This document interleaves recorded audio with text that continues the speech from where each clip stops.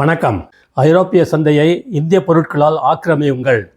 பிரதமர் நரேந்திர மோடி வேண்டுகோள். பார்லிமெண்ட் வளாகத்தில் நிருபர்களிடம் பிரதம மந்திரி பேசும்போது, தொடர்ச்சியாக 9 முறை பட்ஜெட் தாக்கல் செய்யும் நாட்டின் முதல் பெண்மணி நிதியமைச்சர் என்ற பெருமையை நிர்மலா சீதாராமன் பெற்றுள்ளார்.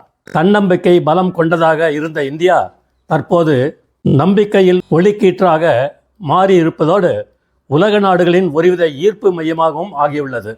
தடையற்ற வர்த்தக ஒப்பந்தத்தில் இந்தியாவும் ஐரோப்பிய யூனியனும் கையெழுத்திட்டுள்ளன.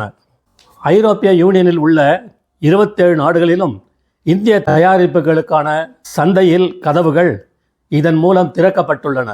இதை இந்திய உற்பத்தியாளர்கள் பயன்படுத்தி கொள்ள வேண்டும்.